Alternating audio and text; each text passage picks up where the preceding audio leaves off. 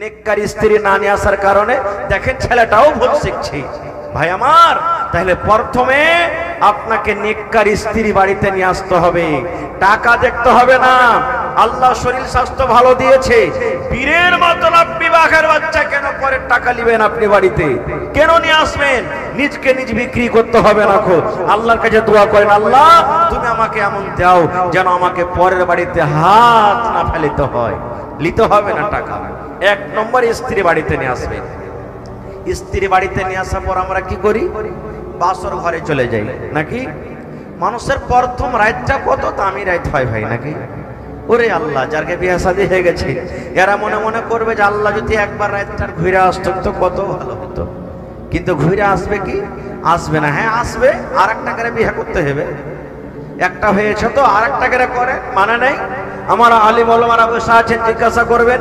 আল্লাহর কোরআন বলছেন মাসনা ওয়া সালাসা ওয়া রুবা। আল্লাহ বলছেন যে দুটা করো, তিনটা করো, চারটা পর্যন্ত করো। এই যে আমাদের ভাষাতে আছে, আবে মুসলমানের বাচ্চা সাতটা করতে হয়, শালা হারামিরা সাতটা বিয়ে করে।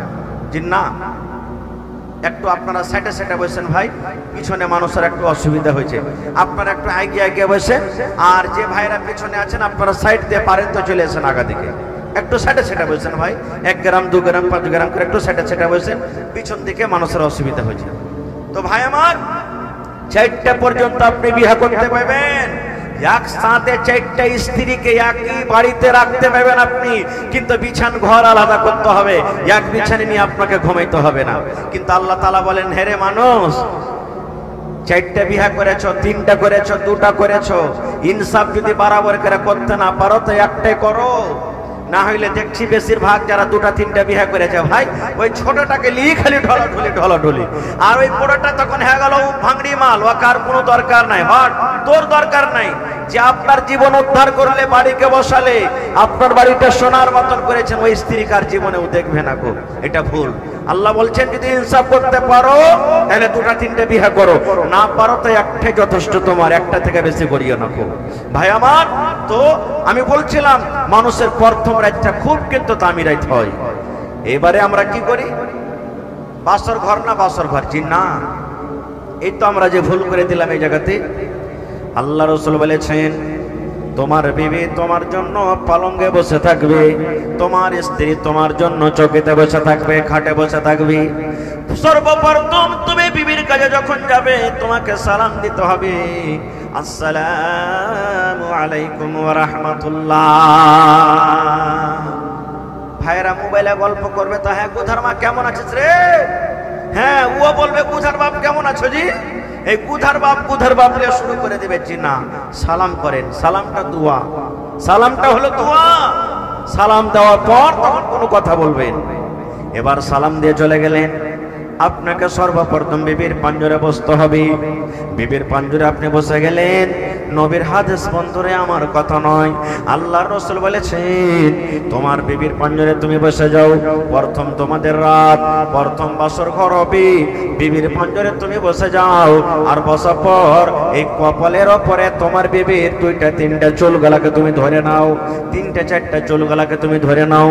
আর চুলটাকে ধরার পর এখানে একটা দোয়া পড়িতে হবে, আল্লাহুম্মা ইন্নী আসআলুকা খাইরাহা ওয়া খাইরা মা জাবালতা আলাইহি ওয়া আউযু বিকা মিন শাররিহা ওয়া শাররি মা জাবালতা আলাইহি। এই দোয়াটা পড়িতে হবে কি? আল্লাহুম্মা ইন্নী আসআলুকা খাইরাহা ওয়া খাইরা মা জাবালতা আলাইহি ওয়া আউযু বিকা মিন শাররিহা ওয়া শাররি মা জাবালতা আলাইহি। এই দোয়াটা পড়ে চুলকোটাকে ছেড়ে দেন, তারপরে স্বামী স্ত্রীতে মিলন করবেন রে বন্ধু। এই জায়গা তো আপনাকে দোয়া পড়িতে হবে। আল্লাহ নবী বলেছেন, শুধু বাসর রাতে নয় রে, বাসর রাতে নয়, যতবার জীবনে তোমার স্ত্রীর সাথে তুমি মিলন করবে, যতবার তোমার সাথে বিবির সাথে তুমি মিলন করবে, অতবার করে তোমাকে দোয়া পড়িতে হবে। বলবেন মাওলানা কি দোয়াটা? সত্য কথা বলছি, লজ্জা করলে শিখতে পারবেন না। দয়ার নবী বলেছেন, বিসমিল্লাহি আল্লাহুম্মা জান্নিবিনা শাইতান ওয়া জান্নিবিশ শাইতানা মা রাযাকতানা। বিসমিল্লাহি আল্লাহুম্মা জান্নিবিনা শাইতান ওয়া জান্নিবিশ শাইতানা মা রাযাকতানা। এই দোয়াটা পড়ার পর তখন স্বামী স্ত্রীতে মিলন করবেন।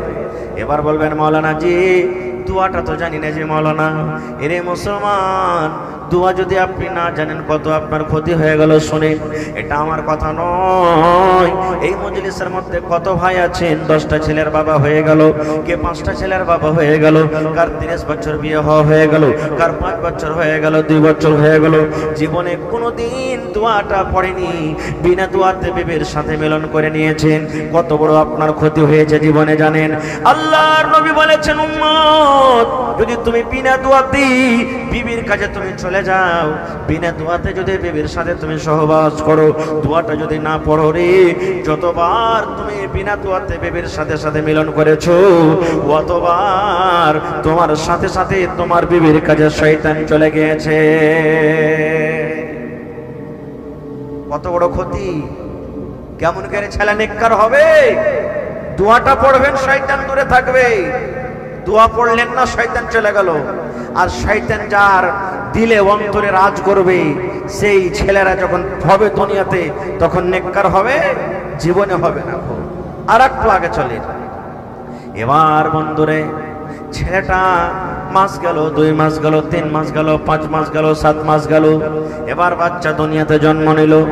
যেমন এই বাচ্চা দুনিয়াতে এলো, সুবহানাল্লাহ, নবী বলেছেন তুমি আকিকা করো রে, ছেলে পিলার তরফ থেকে আকিকা করো। বেটা হলে 2টা তুমি জানোয়ার তোমাকে জবাই করতে হবে, হয় 2টাই খাসি দিয়া দাও তাও চলবে, 2টাই বকরি দিয়া দাও তাও চলবে, একটা খাসি একটা বকরি দিয়া দাও তাও চলবে। বেটা ছেলে হলে 2টা জবাই করতে হবে, আর বেটি ছেলে হলে আপনাকে একটা জবাই করতে হবে। 7 দিনকার দিন আকিকা করতে হবে, আর 7 দিনকার দিন আকিকা করে সুন্দর একটা নাম রাখতে হবে। নামটা আগও রাখতে পারেন, আকিকা দেওয়ার আগও রাখতে পারেন, আকিকার দিনও রাখতে পারেন, আর আকিকা দিয়ে পরও রাখতে পারেন। নামটা নাম রেখে দিয়েছেন, আকিকা হইলো, নাম ভুল হয়ে গেছে, নামটাকে আপনি পাল্টাইতে পারেন, কোনো অসুবিধা নেই, কিন্তু একটা ভালো নাম রাখতে হবে। আমরা কি নাম রাখবো? ওই যে মোবাইলে দেখে একটা নাম ভল্টু, বেটার নাম ভল্টু রেখে দিলাম। কাহারির নাম দেখবো পিঙ্কি, বেটির নাম পিঙ্কি রেখে দিলাম। কাহারির নাম দেখবো রিঙ্কু, বেটার নাম রিঙ্কু রেখে দিলাম। কাহারির নাম শুনবো ছাইটনি, কার নাম শুনবো কুড়ানি, কার নাম শুনবো হাগানি, কার নাম মুতানি। এই যে দুনিয়ার সমস্ত এই ভেজালি নাম রেখে দিবি না রে বন্ধু, না। নবী বলেছেন তুমি তোমার ছেলে মেয়েদের ভালো নাম রাখুরি, ভালো নাম রাখো। যেই নাম তুমি দুনিয়াতে রাখবে, আল্লাহ রাব্বুল আমিন কিয়ামতের দিন তোমার ওই নাম এবং তার বাবার নাম ধরে আল্লাহ রাব্বুল আমিন ডাকবে।